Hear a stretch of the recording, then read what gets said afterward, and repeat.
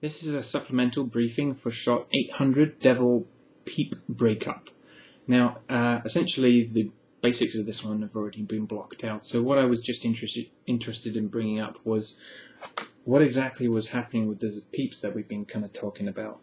Okay, we're going to have to imagine for a minute that these are two peeps. So, if at all possible, it's nice to have a moment at the beginning where it looks like maybe one's fighting with another. But if we don't have time, the part that we're most interested in getting is that the characters try to maybe turn, as you already have it, storms off.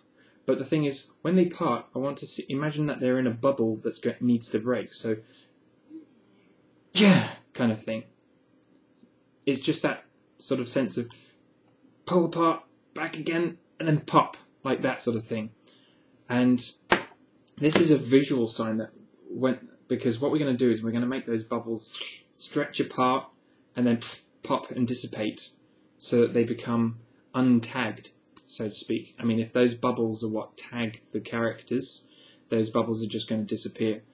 And there's no love in this relationship anymore.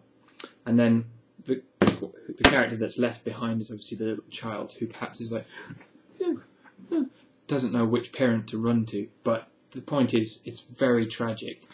And the idea is that's the devil who's, I guess, on this side of the shot here. Now, the devil sees this and reacts to it, but let me just get a little more specific about the posing. If I'm right, you're in this portion of the screen, the chair's slightly turned. No, it is turned in this way, but previously the devil was looking at Death, who was over here, okay? And he was hiding the wand behind his back over here. But the important thing is, what I would say is make sure that the body is facing this way, so that that he starts out looking towards her, and then looks down and over towards the peeps. So we get that initial, something like that, yeah? So it goes from here, and you don't need to, at the moment you've got the arms fully out, it doesn't need to go that far necessarily, just to kind of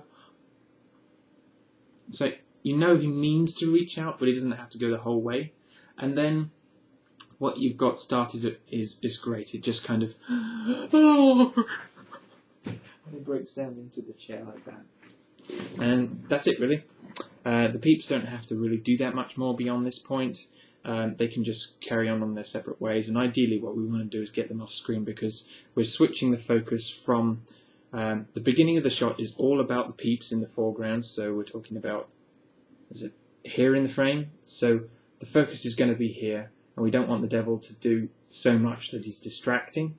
And then once they've broken up, we're going to switch the focus to him, and it's all about him bursting into tears. And then we cut to the other angle, which is actually from Death's perspective looking down on him, so that he's so ashamed he's hiding from her.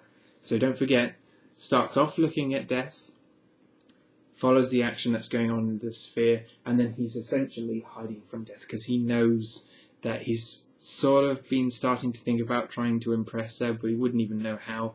Either way, he feels like he's blown it at this point, and he's trying to hide himself from Death, and that's why the camera is coming from that angle.